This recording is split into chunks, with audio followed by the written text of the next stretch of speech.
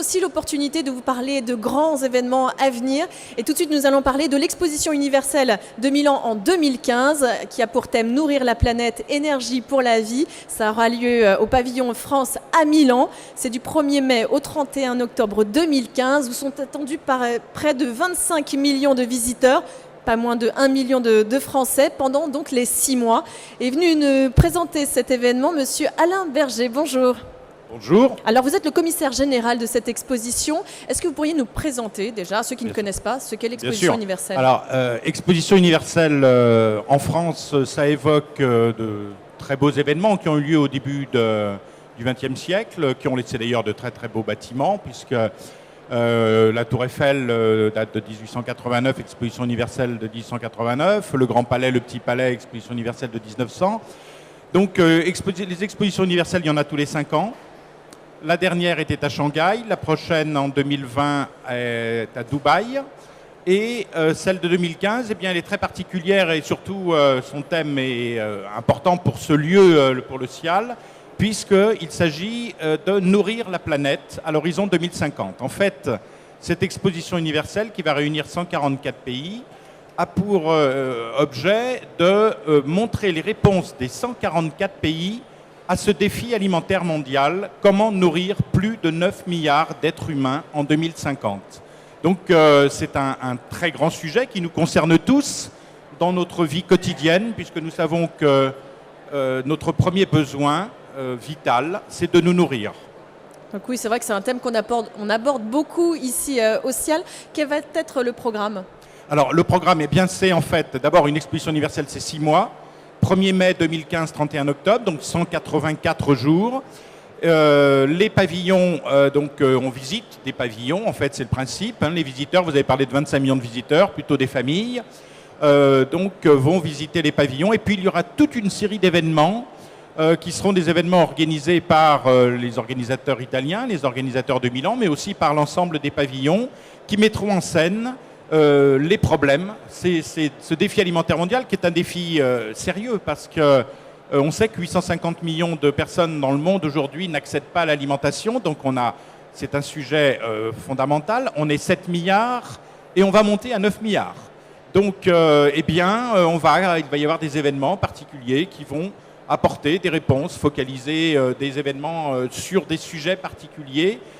Sur ce très grand thème, puisque ce thème il touche à la fois la production agricole, il touche les modèles alimentaires, les déséquilibres alimentaires, il touche les questions de logistique, la concentration des populations dans les villes. Voilà, et donc ça sera 184 jours d'événements et on l'espère aussi de fêtes, parce que c'est un sujet certes sérieux, mais il faut y aller, il ne faut pas qu'il y ait d'angoisse, il ne faut pas qu'on ait véritablement le sentiment que l'on ne peut pas résoudre ce défi. Il faut répondre à ce défi alimentaire. Oui. Et donc, il faut que tout le monde apporte sa réponse, car chacun a sa réponse à apporter. Mais écoutez, je vous propose de regarder un petit sujet qui a été tourné pour présenter justement cette exposition le pavillon universelle. De la France. Exactement, on regarde ça tout de suite.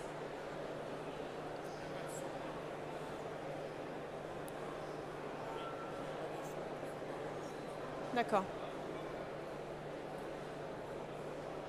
Donc là, c'est la présentation des partenaires. Là, tout de suite, on arrive sur quoi? C'est une présentation 3D de ce que va représenter l'exposition. Voilà, alors là, c'est le pavillon qui est au cœur du site de l'exposition universelle. C'est un parc de 110 hectares.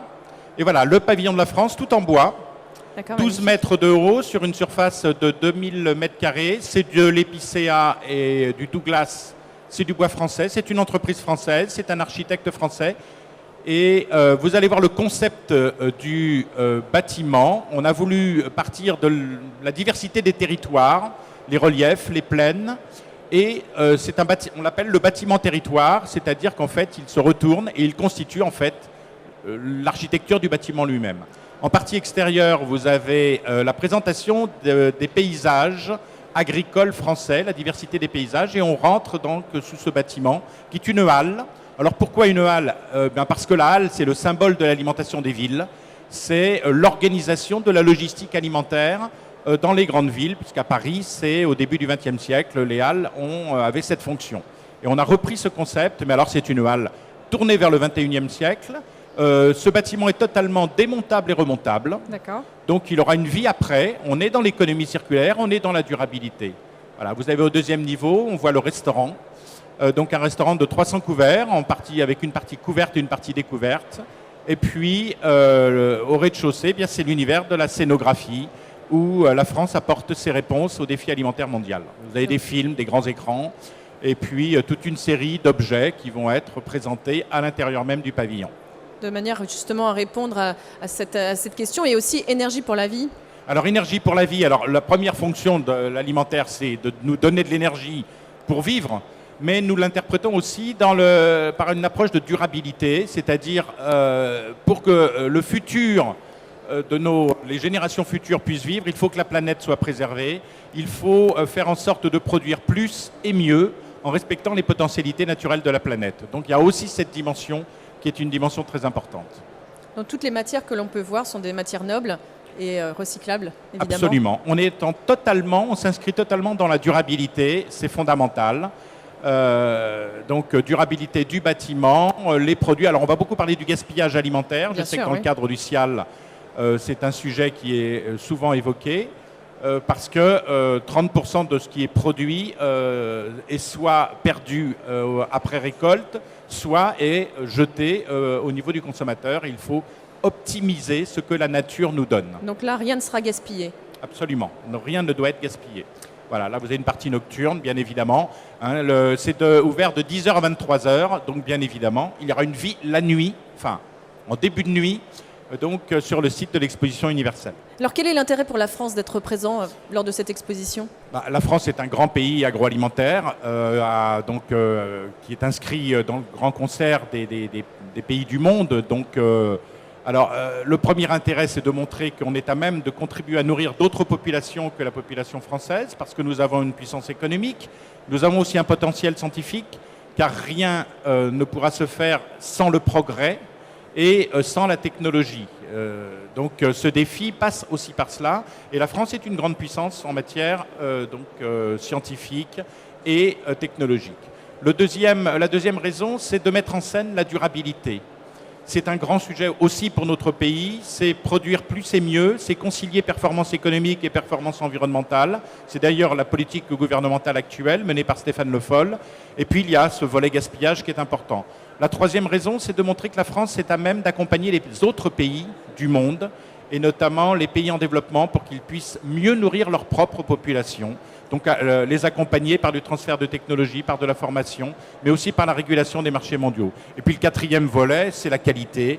C'est que nourrir la planète, ce n'est pas qu'un défi quantitatif, c'est aussi un défi qualitatif. Et la qualité, c'est la sécurité sanitaire des aliments.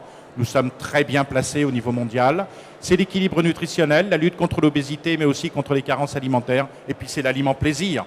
C'est qu'on en parle beaucoup dans ce salon, et c'est très bien. N'oublions jamais cette dimension du plaisir à table, des caractéristiques organoleptiques des produits de terroir, des savoir-faire et du repas à la française, patrimoine immatériel de l'UNESCO. Et quelles sont vos attentes finalement ? Nos attentes, c'est d'abord de montrer à tous les visiteurs que des réponses existent.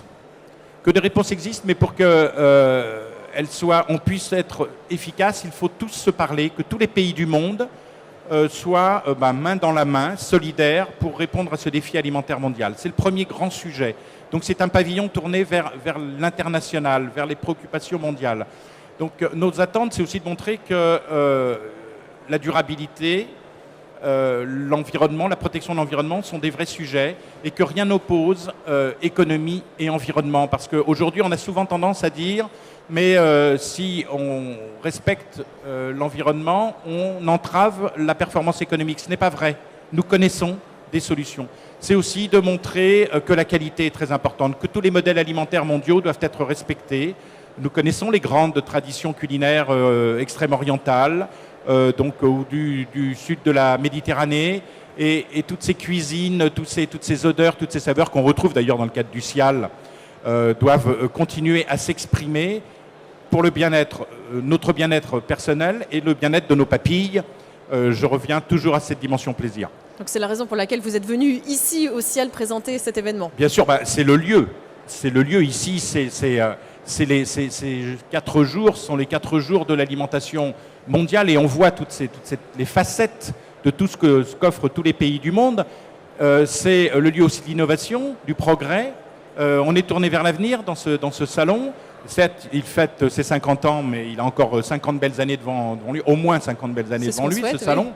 Et parce que ces défis alimentaires, il est devant nous. On parle beaucoup d'innovation sociale et c'est très bien. On voit tout ce que savent faire nos entreprises, répondre aux défis à la fois technologiques, logistiques, mais aussi de qualité, de sécurité alimentaire. Donc le CIAL est un excellent lieu pour parler de l'exposition universelle. Et c'est le lieu où on invite tous les visiteurs du CIAL à venir ensuite. Je dirais c'est le prolongement naturel, l'expo de 2015, que les visiteurs qui sont ici aujourd'hui puissent venir entre le 1er mai 2015 et le 31 octobre 2015 à Milan pour poursuivre dans la connaissance et la compréhension de ces défis alimentaires mondiaux. Qu'est-ce que vous pourriez dire justement pour encourager toutes ces personnes à venir à cette exposition? Il faut venir pour des tas de raisons. D'abord parce qu'il faut mieux comprendre, mieux connaître ce défi alimentaire. Je crois qu'on ne peut pas en rester à une approche superficielle ou artificielle. On a souvent des approches toutes faites. Je crois que tous les citoyens doivent être des acteurs. Je dis souvent, ils doivent être des consommateurs. C'est-à-dire qu'ils doivent consommer en toute connaissance de cause. Et Milan, ce sera l'occasion justement de comprendre ce qui se passe en amont, de comprendre ce que les pays peuvent apporter en fonction de leur savoir-faire, de leur spécificité. C'est une approche internationale, c'est une approche mondiale. On est fiers en France d'avoir le repas gastronomique reconnu comme patrimoine immatériel, mais on l'inscrit totalement dans la reconnaissance des cuisines du monde. Donc vous voyez, c'est intéressant sur le plan culturel, puis c'est aussi l'occasion de déguster. Oui, bien sûr. Parce que sous le pavillon de la France, on dégustera, on fera travailler les 5 sens. Ça, c'est un bon argument. Absolument. En tous les cas, je vous remercie beaucoup pour nous avoir apporté toutes ces précisions. Donc, je vous rappelle, l'exposition universelle de Milan en 2015, Nourrir la planète, énergie pour la vie, ça c'est le thème. Ça se passera au pavillon France, donc à Milan, du 1er mai au 31 octobre 2015. Merci beaucoup. Je vous remercie beaucoup. D'ici là, bon courage. Nous construisons ce beau pavillon parce qu'on est très fiers de ce pavillon. Bravo. Et puis nous, on se retrouve dans quelques instants pour une nouvelle émission.